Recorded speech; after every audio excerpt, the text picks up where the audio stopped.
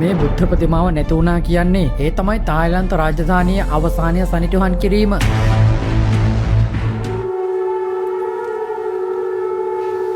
ඔයාලා දන්නවද මේ තමයි තායිලන්ත ජනතාවගේ මුදුන් මංකඩ වැනි අතිඋතුම් බුද්ධ ප්‍රතිමා වහන්සේ. ශ්‍රී ලාංකික බෞද්ධයන් වන අපිට අතිඋතුම් දළදා වහන්සේ වගේ තායිලන්තයේ බෞද්ධ ජනතාවට අති සුවිශේෂී පූජනීය වස්තුව තමයි එමරල්ඩ් බුද්දා කියන්නේ. ඉතින් මේ අති පූජනීය වස්තුව ස්පර්ශ කිරීමට ලෝකේ එකම එක පුද්ගලයාටයි අවසර තියෙන්නේ. ඒ තමයි මේ තායිලන්ත රාජධානියට රජකම් කරන මහ රජතුමා. ඉතින් මේ අවස්ථාව වෙනකොට තායිලන්ත රාජධානියේ රජතුමා තමයි චක්‍රී රජපෙළපතේ දහවන රාමා රජතුමා. ඉතින් මේ වීඩියෝ එකෙන් අද ඔයාලට මම අරන් එන්නේ මේ තායිලන්ත රජතුමා විසින් වාර්ෂිකව සිදු කරන සාම්ප්‍රදායික රාජ්‍ය උත්සවයක් ගැන.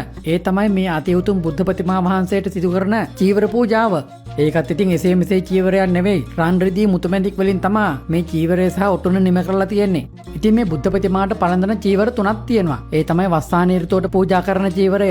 දෙවෙනි චීවරය ග්‍රීෂ්ම ඍතුවට තමයි පූජා කරන්නේ. ඉතින් සීත ඍතුවටත් බොහොම අලංකාර චීවරයක් තියෙනවා අර විදිහටම. සාමාන්‍යයෙන් මේ චීවරය හැඩේ දකිනකොට අපිට තේරුම් ගන්න පුළුවන් මොන ඍතුවටද මේ චීවරය සකස් කරලා තියෙන්නේ කියලා. ඉතින් මේ කටයුත්තෙන් තවත් දෙයක් ඇඟ වෙනවනේ. ඒ තමයි ඊළඟ ඍතුව පටන් ගත්තා කියලා සංකේතාත්මකව රටවැසියාට දැනුම් දීම. ඉතින් ඒ ඍතු පටන් ගන්න දවස්වලට රාජ්‍ය රජතුමා මෙතෙන්ට සැපත් වෙනවා. ඒ දවසට ඉතින් සාමාන්‍ය ජනතාව කොහොම හරි මේ උත්සවයට සහභාගී වෙන්න තමයි බලන්නේ. ඒ අයියේ කියලා මං අන්තිමට පෙන්නන්නම්.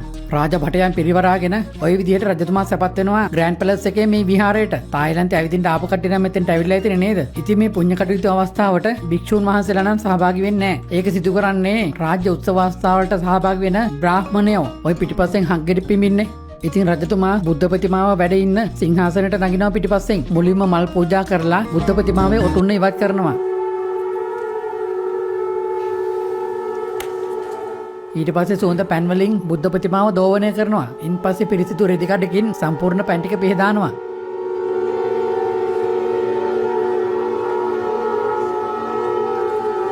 පසෝ ඉතින් එළඹෙන ඍතුවට තියෙන ඒ රන් ඔටුන්න පලඳනවා. ඉන්පස්සේ රජතුමා පහළට සැපත් වෙනවනේ. එතකොට ඔයාලා බලනවා ඇති කෝ චීවරය කියලා. ඒ චීවරේ නම් ඉතින් රජතුමාට පලඳ ගන්න අමාරුයි. රජතුමාගේ විශේෂ අනුමැතිය ඇතිව රාජ්‍ය සේවකයෝ විසින් තමයි චීවරය පලඳන්නේ. ඔන්න අර බුද්ධ ප්‍රතිමාව පිහදාපු රෙදි කැබැල්ල තියෙනවා නේද? ඔය රෙදි කැබැල්ලෙන් අර බුද්ධ ප්‍රතිමාව දෝවනය කරපු පැන් ටික ඔක්කොම මිරිකලා භාජන වලට තැම්පත් කරනවා. ඒ කටයුතු වලින් පස්සේ රජතුමා ඇවිල්ලා බුද්ධ වන්දනා කරනවානේ. ඉතින් අර තැම්පත් කරලා තිබුණ පැන් ටික නිකන් තියලා තියන්නේ නැහැ. රජතුමාත් ඒකෙන් අරගෙන එතුමාගේ හිසේ ගල්ව ගන්න ආශිර්වාදයක් විදිහට. පස්සේ එතුමාගේ රජ පරම්පරාවේ අයටත් පැන් වක් කරනවා.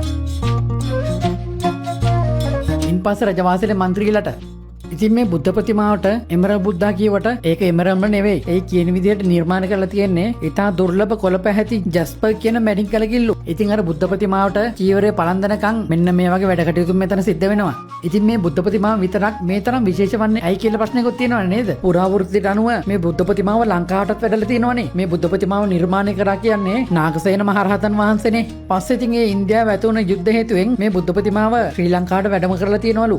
පසෝ ඉතින් අවස්ථා පහකදී මේ බුද්ධ ප්‍රතිමාව යුද ගැටුම් නිසාම තැන් පහකට වැඩම කරලා තියෙනවා. අවසාන වරට ලාओසයේ තිබුණ යුද ගැටුමකින් පස්සේ මේ බැංකොක් අගනුවර කරගත් රාජධානියේ රජ වුණ පළවෙනි රාමා රජතුමා මේ බුද්ධ ප්‍රතිමා වහන්සේ වැඩම කරනවා තමන්ගේ රජමාලිගාවේ පිහිටි වප්පකෑව කියන විහාරයට. තායිලන්ත රාජධානියේ ස්වරීභාවය ආරක්ෂාව සහ වාසනාවේ සංකේතය ලෙස තමයි මේ බුද්ධ ප්‍රතිමාවට ගරු කරන්නේ.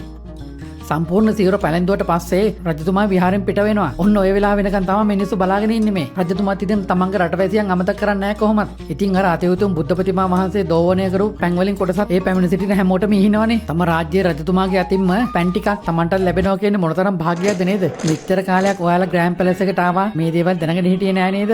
ඔයාලා මීට කලින් දැනගත්තද නැද්ද කියලා මට කමෙන්ට් එකක් දාගෙන යන්නකෝ. මේ වගේ තවත් ලස්සන වීඩියෝ බලන්න ඕන නම් මට පොඩි සපෝට් එකක් විදියට පේජ් එක ෆලෝ කරගෙනම යන්න. ඔයාලා ඉතින් මේවා තනියෙන් බලන්න එපා. අනිත් අයට මේ දේවල් දැක බලා ගන්න ඉක්මනට ෂෙයා කරන්න.